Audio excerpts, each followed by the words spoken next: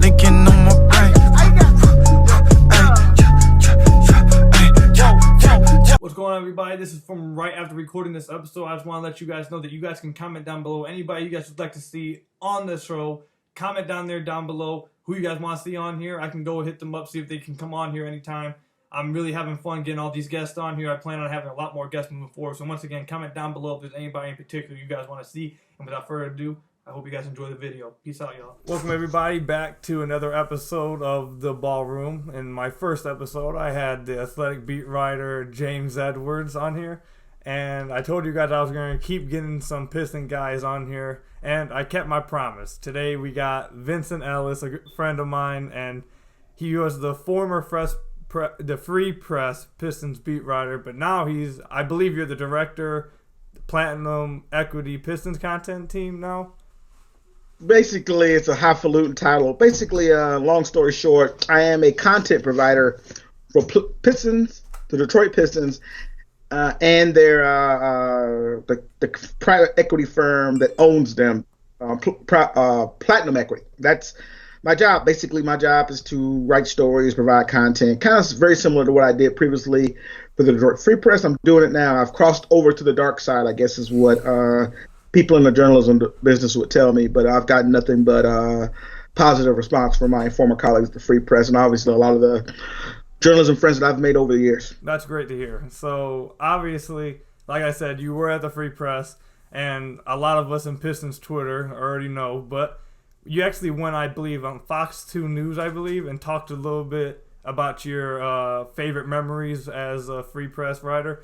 Go ahead and share what you would believe is like your favorite memory. I believe I have an idea because we've had talked a little bit about some things that have happened while you were there. But go ahead and share what your favorite memory was while being at the Free Press. I don't know if favorite would be the proper word, because some of the stuff obviously would speak to some of the franchise's function. But obviously, probably the number one story or the most stunning story, I still, when I think about this day, oh darn it, I touched my face. I'm not practicing social distance. I screwed up. Oh, forgive me, people, for doing that.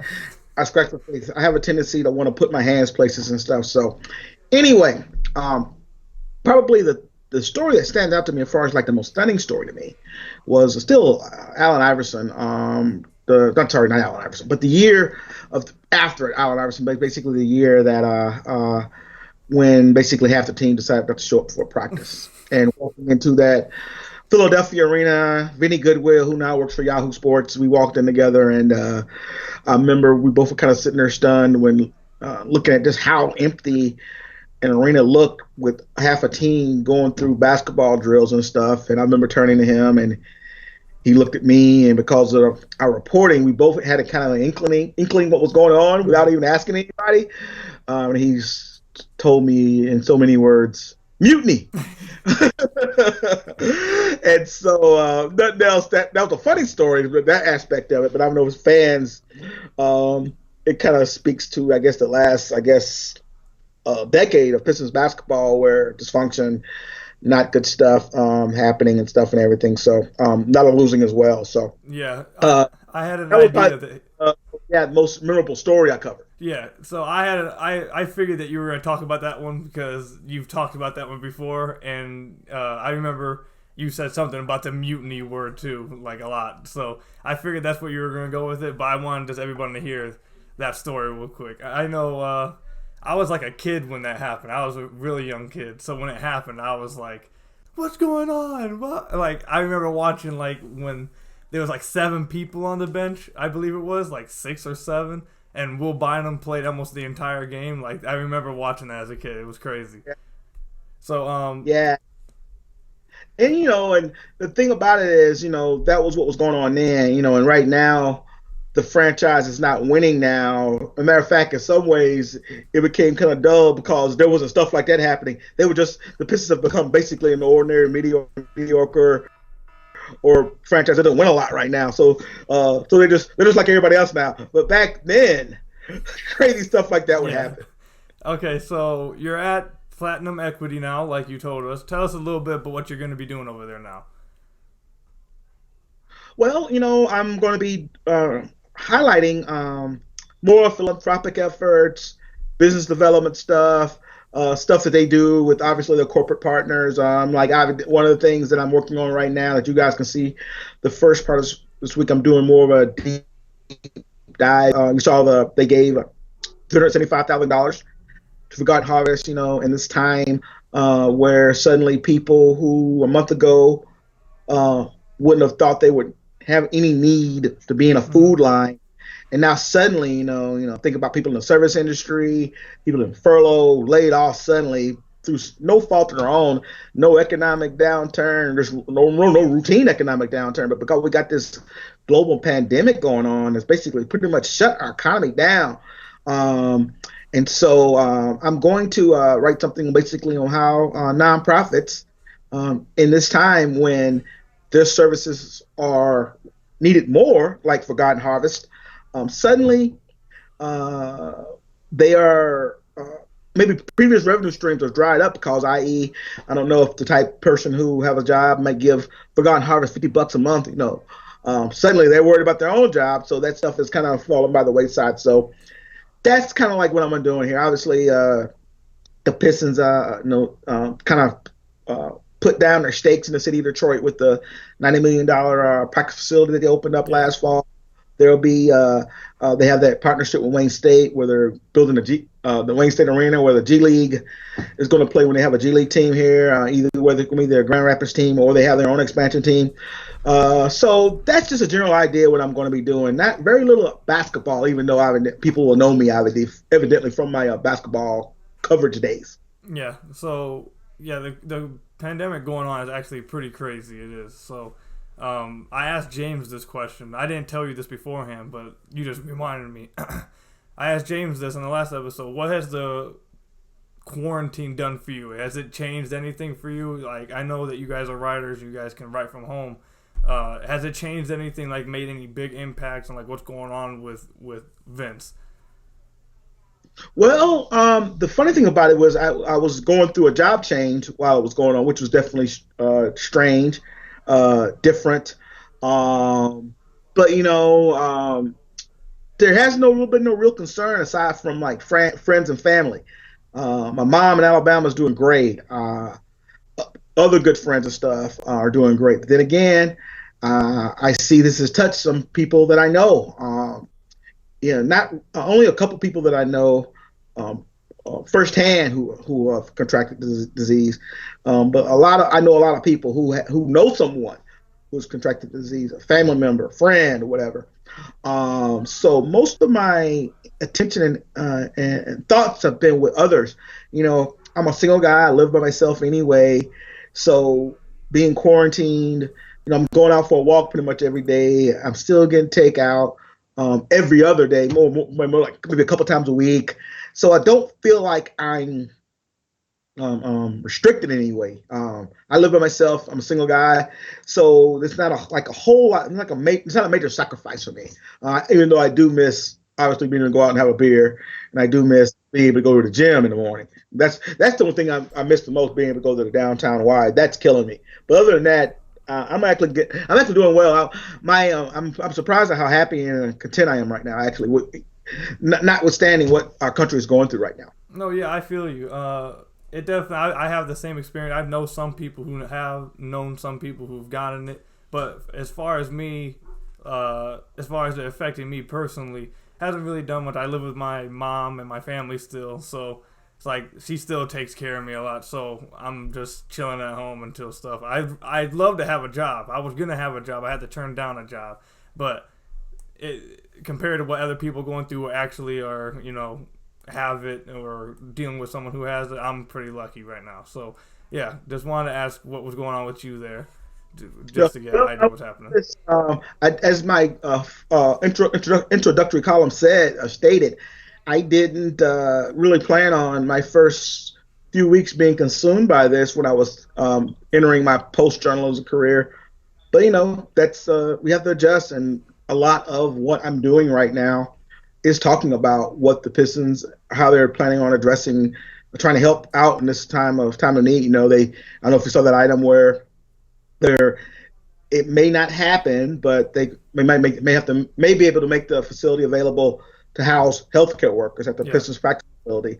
Um, that's the kind of stuff I've been talking about, talking to the Platinum about, talking to the Pistons about, and can't really go into a whole lot of detail, but they're planning other stuff, and we're going hopefully the follow through is there, and you guys are going to be pretty impressed with what the organization is trying to do to try to help out in a way. One thing Gores does say about the Pistons being a community asset, evidently they have not delivered the winning aspect of it, but maybe nothing else, maybe they can at least be a good neighbor and a good partner for the city as it goes through these issues. Yeah, and we can't wait to see what goes on with all that. And obviously, thoughts and prayers are with anybody who watches this, who is dealing heavily with this and have someone they know who has it. So obviously, our thoughts and prayers with that. But to move on to something else, try to get a little bit more happier. Yeah, this thing a little bit more lighter up in here. A little bit more happier, even though we're going to be talking the Pistons. So I guess that's kind of we're going to be staying around that type of attitude. But next, just to give some general thoughts, the Pistons season obviously didn't go as planned. What are some general thoughts you take away from the season? Just real broad thoughts. Well, it definitely injury bug. Pretty much whatever hopes they had of challenging for this 8 or 7 spot went out the window when Blake knee started hurting him, and it seemed like it was just cursed the whole team. All the games they missed through injury.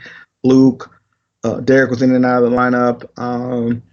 I know I'm probably missing someone, but I know Reggie Jackson missing the first 40 some odd games of the year before he was bought out. So it's just the injury bug, whatever chance they had this year. But, one of the things you can look at, there have been fans clamoring for them to start a rebuild, and the season finally forced the organization to take a hard look at itself. And right now you are seeing they're not going to call it this, but it's a sort of a tank, Yeah. I don't think they're deluding themselves and going to go out and try to use that cap space to try to figure out a way to try to challenge for the Eastern Conference crown this year. It's going to be romper room. It's going to be playing the kids. It would have been playing the kids for the rest of this year. I think you're probably going to see that next year. I don't think they're going to go out and make a big free agency splash, because really there's no free agency out there you want to spend. And frankly, they probably need to take their medicine, take their lumps for a little while here, play young players, and hopefully maybe you can identify some young players that could be part of the team when that day comes that they're actually better than what they are now. They identified a person they would like to have going forward, Christian Wood. It's like he was getting better and better every night. They have Svi. I'm not going to try to pronounce his last name. They have him as well. And so you have Bruce Brown. I think it's a rotation player. He needs to get better, obviously, offensively, but at least he's a guy you can see he's better his second year than he was as a rookie. So maybe he can make another little jump in his third year. And so you have these little pieces around. So maybe you can add another person in the draft, and maybe Sekou starts to get better.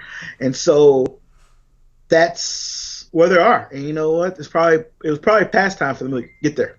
Yeah, and you obviously mentioned it. The injury bug seemed to really was all around this team this year, and it obviously destroyed any chance of them doing any part of the plans that they had before the season. And you kind of hit on what I wanted to talk about next, and obviously it's Blake Griffin and that whole injury bug. So obviously Blake is still on the roster. Andre's gone, Reggie's gone. They got rid of Markieff. Derek is still around, but I don't think he's as big as piece, obviously, as Blake, because due to contract and all of that. But Blake Griffin is still on this team. Two things. One, can Pistons fans expect to see, in your opinion, or your guess, I guess, Blake fully healthy next season? And do you believe that even if he is fully healthy next season, is he still in the Pistons' plans? Well, the issue with him being in the Pistons' plans is basically pretty much his contract pretty much forces him to be in the Pistons' plans. Evidently, it's just probably, it wouldn't take a rocket scientist to figure out the Pistons would probably rather have him under contract for the next 2 years, the number he's under. But, Blake has a pretty solid work ethic, very great work ethic, as a matter of fact. I know he will try to get back to where he was and try to be able to deal with his knee pain or whatever. But I would assume the organization would have to kind of plan on Blake not being there or at least not being there all the time. I mean, that would be prudent considering the injury history and what happened this past year. So I guess it's one of the things where the organization probably has to plan as if Blake is not going to be around, or just have contingencies. Okay, this is what we do if he's fully healthy and can come back. But we've got to be fully aware that at his age, the wear and tear on his body, there's a good chance that he may not be available for 82 games, at least 70 games or 60 games next year. So if they're prudent, they're probably figuring out both paths. Yeah, so this is, I believe, where a lot of fans, I don't know if you've been as active as you were when you were with the Free Press on Pistons Twitter, but I feel like a lot of fans are a bit confused about what's going on right now because, let me just give an example. So, like you mentioned earlier, the Pistons seem to be in like a rebuild right now. A semi-tank. We don't have to call it a tank because they probably don't want to call it a tank, but I think it's very clear to everybody that they're going through a little bit of a rebuild. So, for example, the past 10 years, the Pistons have routinely picked 8th, 9th, 7th, 8th, 9th. And a lot of teams, a lot of fans want that to stop. They want to get like a top pick. They want to be, I guess, bad enough to get up there. They were trending toward, with the schedule they had, yeah. They were going to get up in the top 2 or 3. They were getting close. The season getting canceled on them kind of screwed that up. So they were getting close. Yeah, they were pretty bad. They were getting close. But the thing is, a lot of fans are confused about is if this is their idea moving forward. Like next year, they want to rebuild. They want to. I don't want to say tank, but you know what it is. Like we get it. But rebuild next year. If Blake comes back next year, and let's say he does get to full health, he's Blake Griffin on a team is not going to be top 3 lottery odds. Like he's going to at least be able to get this team to win games if he's at full health, which means they would be around let's say they're not good enough to make the playoffs even with Blake fully healthy. They're not going to be top 3 in the draft. They're going to be around that still 6, 7, 8 spot that they've been around for the longest time. So a lot of fans seem to be like, what's going on? Like, what's going to happen if Blake is healthy? Here's what I would ask those fans. What I would ask on Twitter. I'm not as engaged with that stuff, but I got to get back engaged. Okay, that was a sound anyway. I'm like, what was that? But anyway, but what are they going to do with that contract? Tell Blake to go home, not play him? I mean, he's on the roster. The contract makes it so he can't be moved. So, what would those fans suggest they do? I'm just curious. Well, what would they do? Like, tell Blake to just sit home. Just don't even play. Well, actually, I wanted to save that for the end, but actually, you know what? We can get a little bit into that right now. Sure. Actually, you know what? We'll get into that part right now. We'll skip over Christian Wood for right now. Well, I just don't even. But see, the problem is he's on the roster, and he probably can't be moved.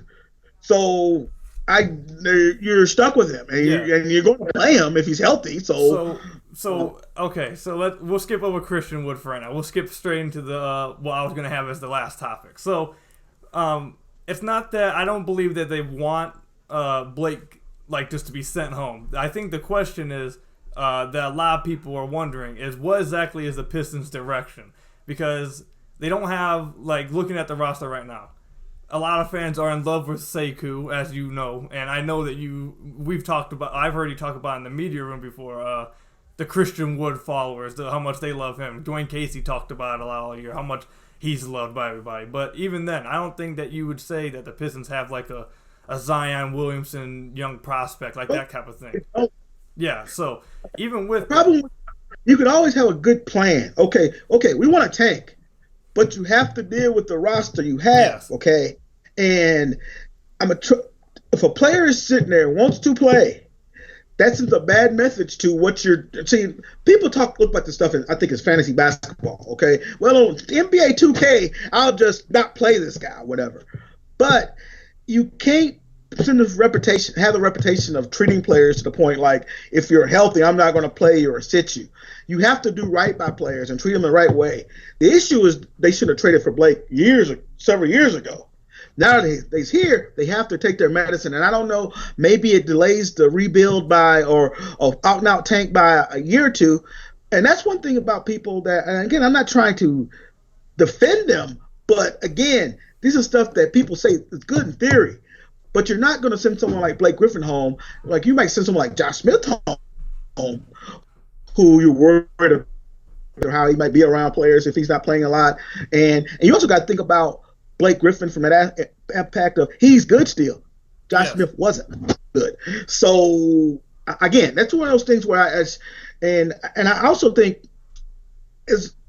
I'm a fan of targeted tanking. Okay, I'm one of those type of people that if don't do anything stupid or crazy. Okay, this offseason, like spend your cap space. But if you can sign someone like a DJ Augustin for cheap, okay, make him your starting point guard, play him for 28, 25, 26 minutes a game, and then you play Derek 22 minutes a game, okay? But Derek Rose is pretty much a closer, and maybe you can play them both off the ball or whatever. Let's say Luke Kennard comes back, a guy we didn't mention and stuff, and he plays well and he gets better. And if Christian Wood gets better and he keeps jumping, heck, the potential could be there for them not to be awful buck naked last anyway if just Luke Kennard plays 70 games and if Christian Wood keeps getting better. So I guess my point is this. I would look at here's how I would run my franchise. I would look at, is there anything we can do around the margins cheaply to where we can get 7 or 8 seed, okay? So you'll know quickly whether you can do it or not, okay? And once you get in the season and you start getting your head beat in, kind of like you pivot and you start looking to the future. So the problem is if they could figure out a way to get to trade Blake, it would make it be an easy solution. But I think fans can say stuff like just send him home or whatever. I don't know. Has anyone talked about like stretching him over or stretching his contract? Yeah, which like basically you're extending the pain for 3 more years after when he be a problem to go away in 2. So I just think their options are limited there. Yeah, so they haven't talked about sending him home or like stretching him, but they're like the point is, I guess I should just ask this question straight out. Do you think, is there a future like next year? Is there like a future that you can see where the Pistons find themselves being competitive for like a 7th, 8th seed if Blake is healthy? Like, do you see them prolonging that rebuild, like you said, 1 more year? If Blake is back to 100%, do you see that kind of future being there?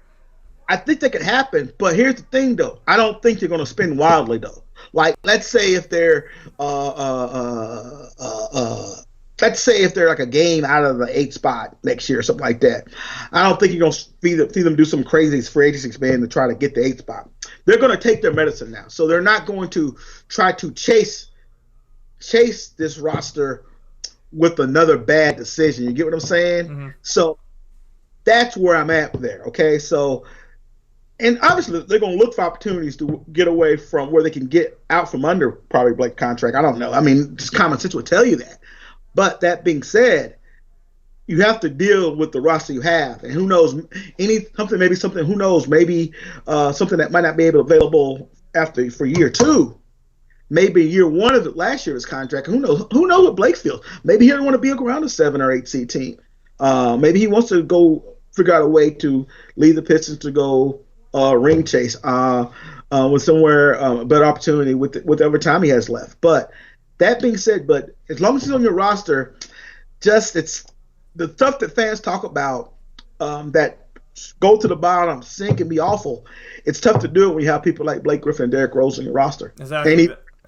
And Luke Kennard, and let's talk about these are good NBA players. Yeah, exactly. That was exactly the point I was getting at. Is that a lot of fans want this to be the rebuild and want they're done with the 7th, 8th pick in the draft or whatever. But I've talked about this on Twitter a lot. I've talked about this with our friend Joe. I've talked about it with James a little bit on the last one.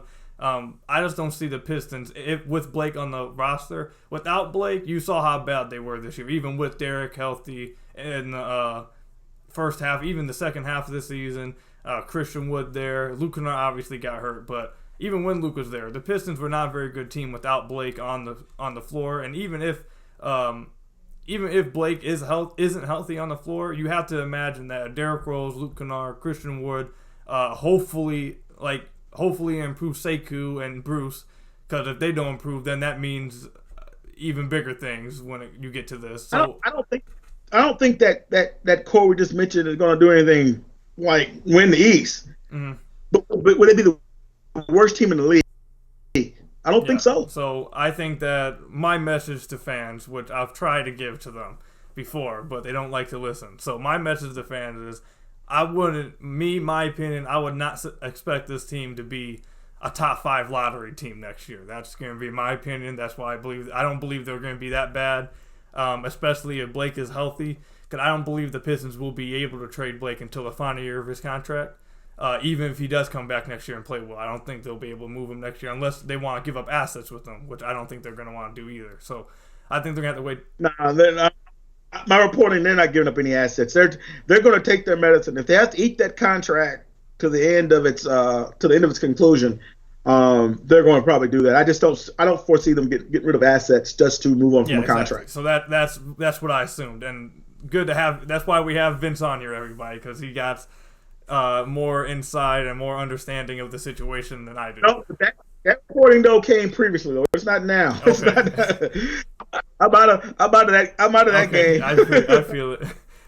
All this stuff is just me pontificating now. Yeah, I feel it. Okay, so I guess we can move on to the final thing now.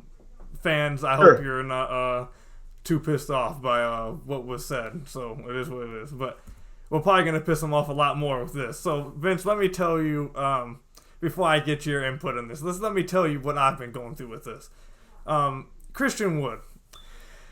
Vince, you know that this was my first year in being a credentialed media member, and obviously I was in the locker room with you guys. I was in the media room. I got to see Dwayne Casey at the open game. I got to hear what they said for preseason and stuff. So we saw that Dwayne Casey said many things about Christian Wood at the beginning of the year when Don was playing over him.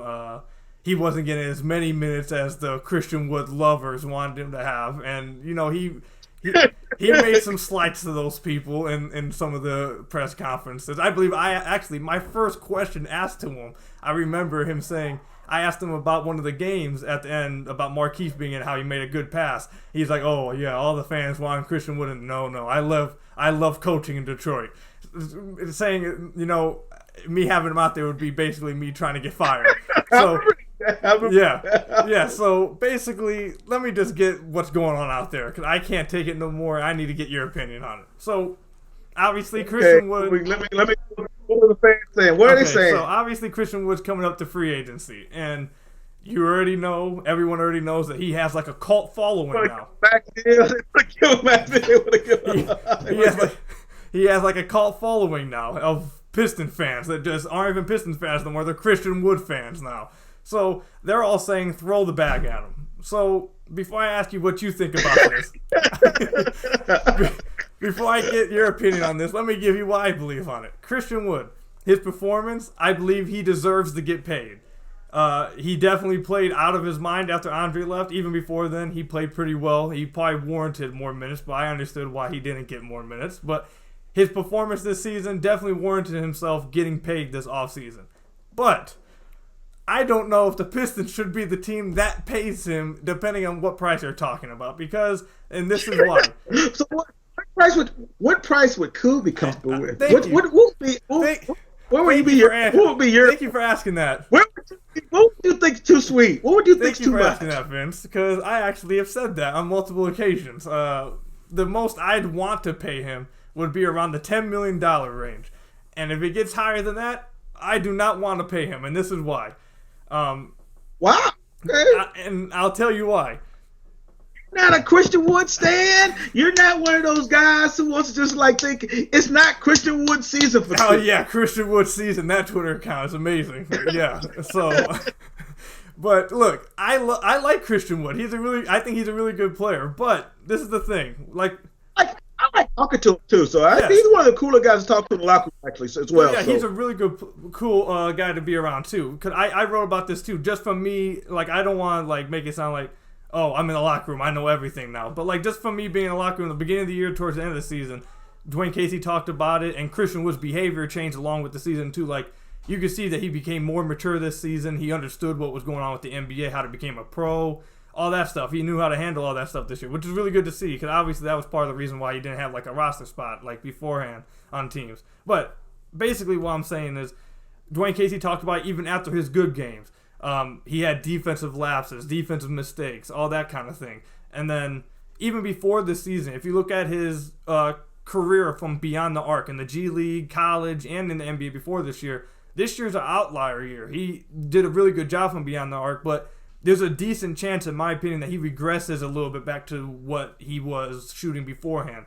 And the thing is, let's just say this. Let's say if he continues to have defensive lapses and mistakes on the defensive end, and he regresses a little bit down on his beyond the arc, he's not a good playmaker, a good passer. So basically, now you're paying someone more than $10 million on a rebuilding team that you guys want to have cap flexibility, fans. You guys want cap flexibility. You guys want top 3 picks. You guys are paying a man over $10 million for basically highlight reel dunks every now and then. If he ends up regressing to the norm from beyond the arc. Hey, cool. Can Euro step from the free throw line. So that's what you'll be paying for. That's my worry about it. Do I believe that he deserves to get paid off of what happened this year? Absolutely. He should get paid by some team.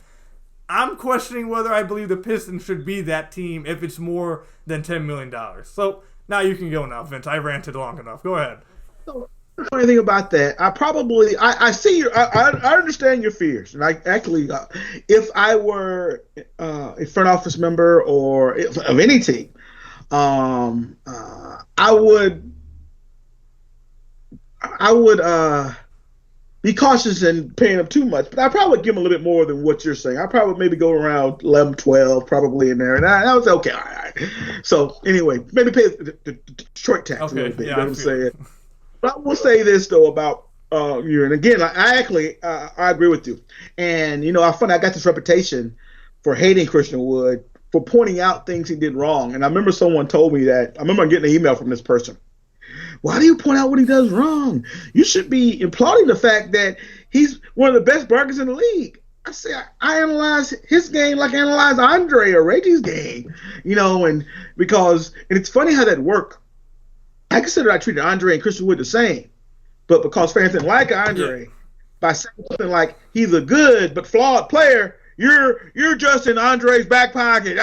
He sucks. No, he doesn't suck. Okay, the game has changed on him, but he has value in today's NBA. Okay, all right. So no, you don't know anything about basketball. Is what it means, though. But so when I say things about like Christian Wood, well, that's nice, but he needs to work on. You can see when you're at games, you can see after like a guy gets a wide open layup, you can see teammates pointing at him and stuff like that, or looking at him and stuff like that, or him doing the eternal sign of who screwed up, or when a guy does that, when you can see he messed up, so he telling himself he messed up. He telling him. So we see that stuff if you're at games and stuff. So, but I will say this to Christian Wood's defense: he cleaned a lot of that stuff up as the season went on. You didn't see that kind of the lapse and stuff, and man, he became a problem at the other end. I'll tell you what, and that game he has, and it's an easy scoring, efficient scoring game. I would give him more than you give him, because the whole point of a tear down rebuild is to get people in your system with his skill set. And Pistons were a little lucky there. They were opportunistic. I think he was a guy that Malik Rose had his eye on, even before he signed I think that 2-year deal with the Bucks before, not this past season, but before the last season.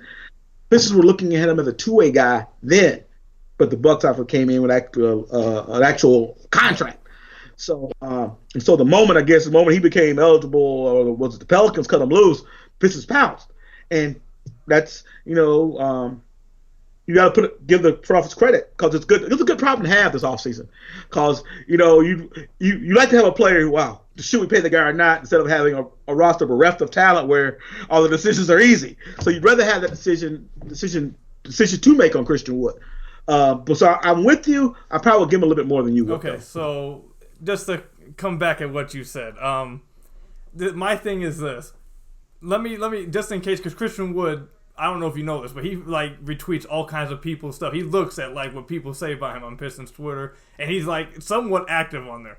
So he and you know what else he got to do now? So just in case, what else? But look at Twitter all day. What else? So just in case Christian Wood sees this, by any chance he sees this, let me just make it clear. I think he's a good player. He's a fine player. He's a really good offensive player, but I like to talk to him a lot. I've told him that I could be hard on him on Twitter and stuff and everything, but actually, he's pretty good natured about it. Actually, He is. He is. You know, maybe he goes home and can I curse on him? Go ahead. He might go home and motherfuck us all. Who knows? But you know, he comes across as a very pleasant guy, and I've talked about the fact that people think I hate him and stuff, and he said, "Really? Why do you hate me?" And I go like, "No, man, I think you're sweet. I like your game. I just think some of them defensive laps need to go away." Okay, I got you.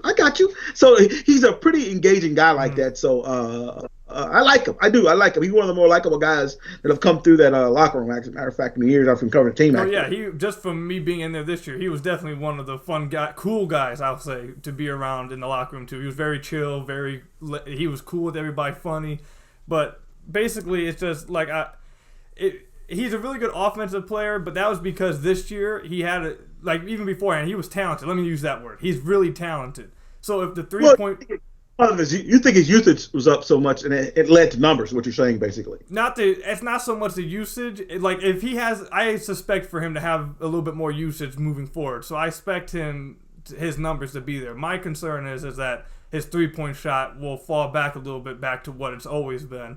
And if that falls back while also his defense doesn't get any better, now you're losing a little bit of value. And then this is my biggest worry. If that happens, he's still a really talented player that I'm sure almost every team would love to have, even at that point. But if the Pistons overpay this season, in the offseason, and that happens, is he still going to be as a tradable asset as he would have been if you wanted to trade him? Because he's going to be 25 at the beginning of next season, correct? And if we're going to be operating Pistons fans under the Sekou timeline, Sekou's 19.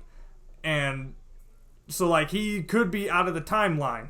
And if the Pistons, which is fine, he can be here during this rebuild. He's a fun player to root for and watch when he's going. He's a really good player. But if you overpay him and he takes a step back from beyond the distance and his defense doesn't get better, now he's not as tradable as an asset.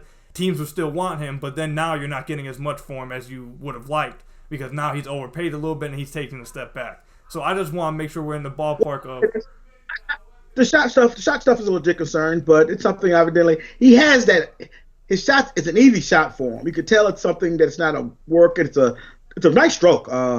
So and it's obviously something he's worked on. So maybe you don't expect him to take a step back there. And also playing time really helps, man. If you know you're going to be out there and the coach is not going to yank you out when the first mistake you make, man, it kind of frees you. And, you're not as worried about it. You don't play as tight. I think that probably helped him as well when Andre got traded, too. It's probably one of the things he's like, shoot, I'm going to be out here. And so suddenly he just played and wasn't necessarily worried about impressing Casey. He was just playing. Yeah, so after Andre left, I believe, I just wrote this, but I believe he was averaging 24 points, 9.5 rebounds, and 40% from downtown. He was a problem. Yeah. He was a problem. Yeah, so he's a really good offensive player. He's a fun player, hell of a fun player to watch. And let me just, once again, because you know how Pistons fans are, once again, let me just get this out the way. I really like Christian Wood. I think he's a good player. It's just get that straight. Yeah, get that straight. if we're looking at it objectively from the front office, which we are now, which direction we're going, you have to take all these things into consideration before you just quote unquote throw the bag at somebody. You can't just give someone a blank check and because you like him and he does some highlight plays for you without taking all that in consideration. So that's all I'm saying about it. Because if it was any other scenario, like if the Pistons still had Andre, or not even just had Andre, if Andre was gone but they were still trying to compete somewhat, I would be fine with having Christian Wood because then you're trying to win and that's the case. But if we're operating under the Sekou timeline, I'm gonna say you're correct, and I don't think Sekou is. I would push back a little bit against. I think Sekou showed promise But the guy who's coming in here now, he's going to move ahead of Sekou. Okay? What, in this year's draft? This year's draft, more than likely. As far as like when you're talking about timeline, or obviously game beats game. Okay, so whoever the better player is will emerge as that.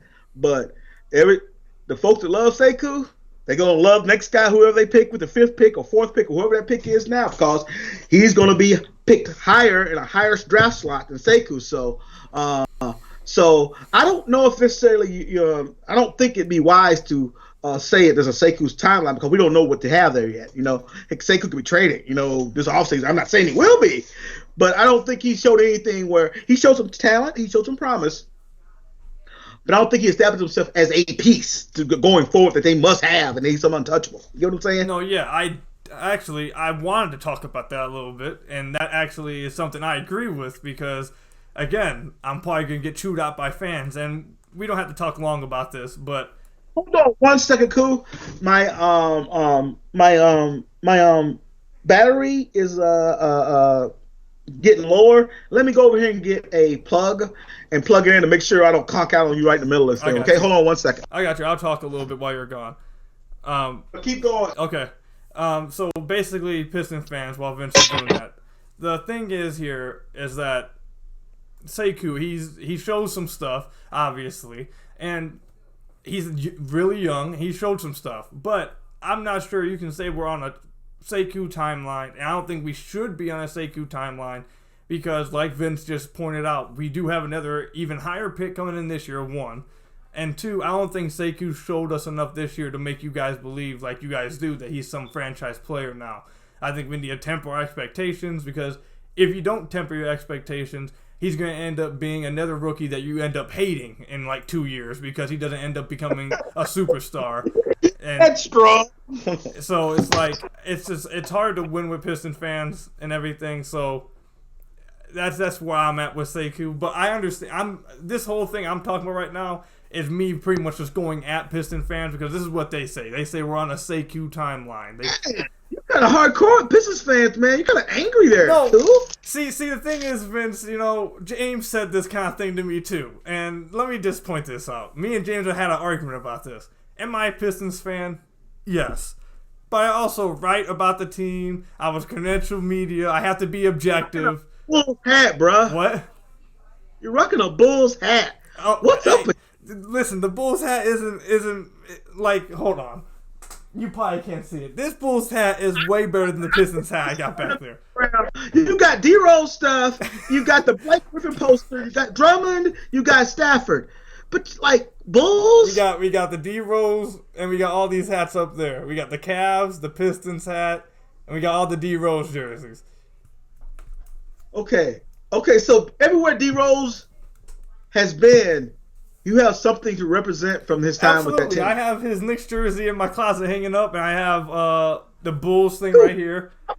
I'm gonna turn the tables on you a bit. I'm the one being interviewed here. I'm gonna interview you. All right, go ahead. Like, ask you this question. All right, the first time you were in the Pistons locker room and Derrick Rose emerged with that basketball in his hand. All right, what did you like? Did your heart stop? Did you have heart palpitations or anything like that? Well, see, the thing is, that wasn't the first time I came into contact with him. That was at media day, and I actually got to interview him. Okay.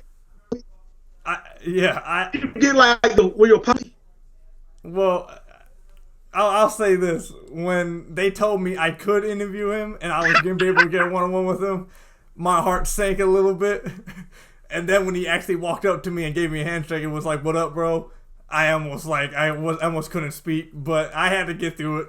After that, it was a little. After you, like, did you wash that hand for like a month? I did wash that hand, yes.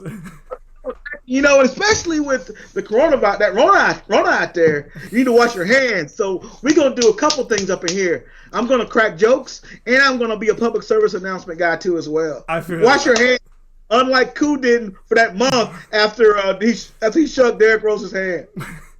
Nah, but... I know you're lying. I know you didn't wash your hands. No, I definitely was... That was a big moment for me, though. I definitely was... My heart definitely was in my what was it? My heart was in my stomach. I definitely will say that. It was hard. You admit the fact that you got a man crush on him. That's all right, though. No, okay. I don't want to say I have it. I'll say this, though. I'll say this. You guys were right. The more being in the locker room and being at the games, doing this like as like a legit thing, the more that fandom a little bit goes away. Like I'm still, D Rose is still my guy. They become regular cats a lot. I'm glad you mentioned that. Yeah, so that's like I'm not gonna say here like D Rose is definitely still my favorite player. Like he still is I'm a fan of his, whatever. But I'm not like super fanboy over him anymore. Like I look at him as just like another person now. He's my favorite player, but I don't like sit here and like what's the word? Like I used to like last year I used to look like on YouTube and watch highlights of his like all day nonstop. I don't do that type of thing no more. With the laptop, just watching his highlights and stuff. Well, the thing is, Vince, I like to idolize my game after his. I don't know if I told that, man. I used to idolize my game after his, so I used to watch his highlights and take some of his moves and then go practice them myself.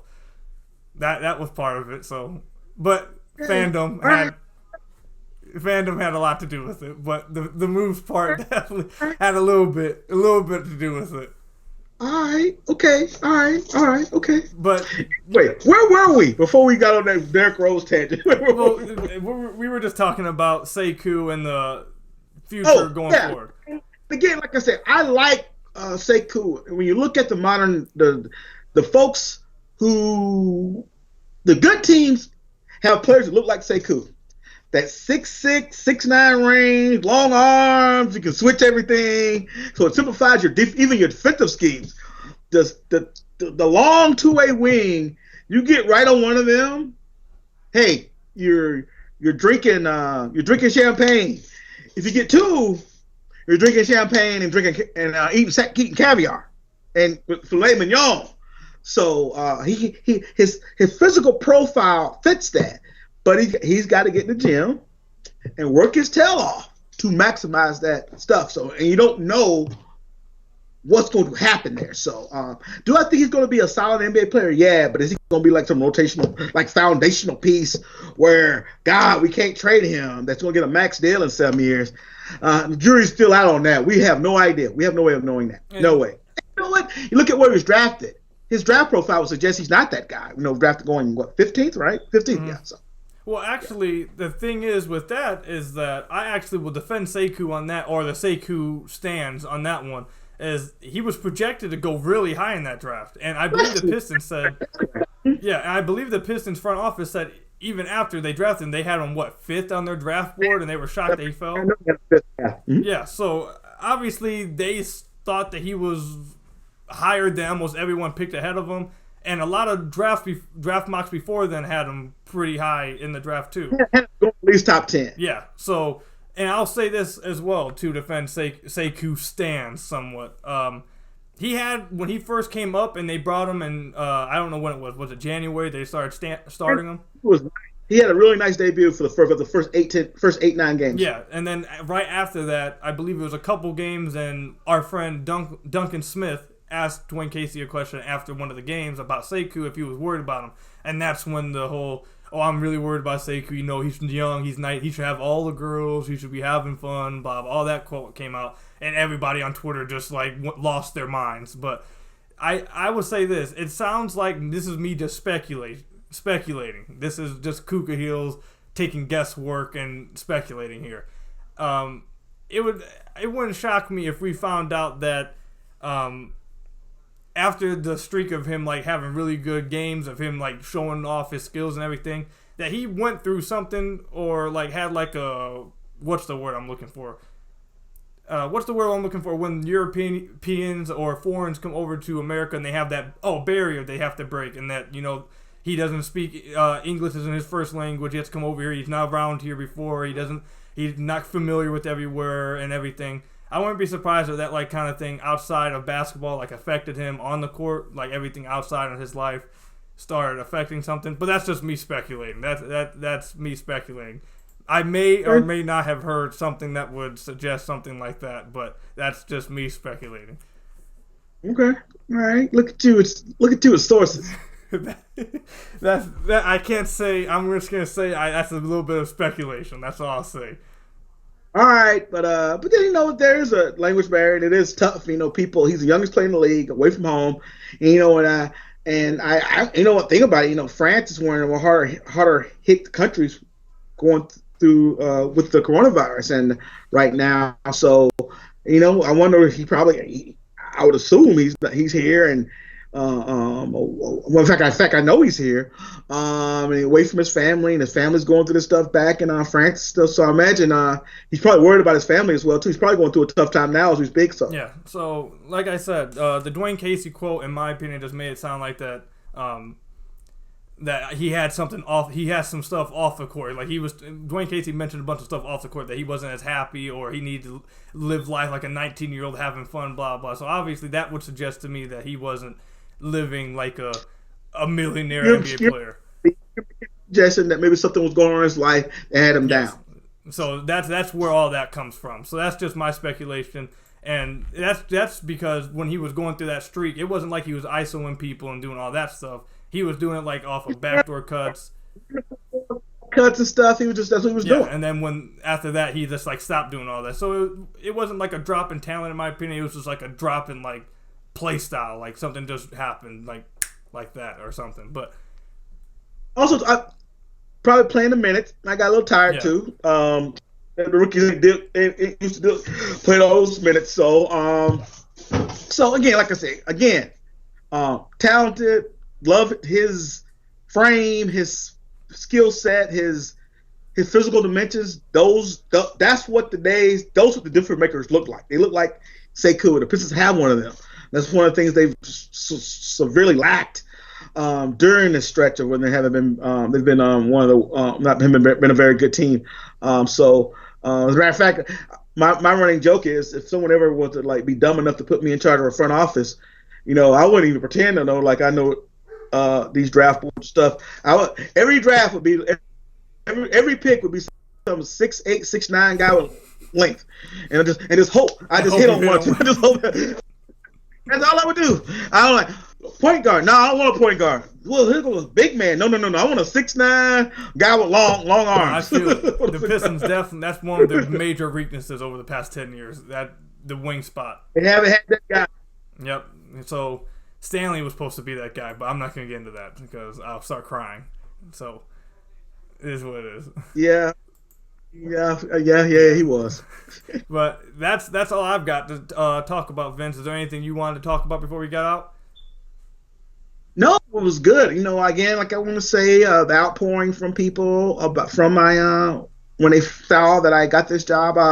There was a hater or two on Twitter, but I knew that was coming. But hey, it wouldn't be Twitter if there were a hater or two. So, but I'm looking forward to it. I'm excited. I'm grateful for the opportunity. I'm looking forward to working for Platinum Equity and the Pistons. It's been interesting being on the other side of the line.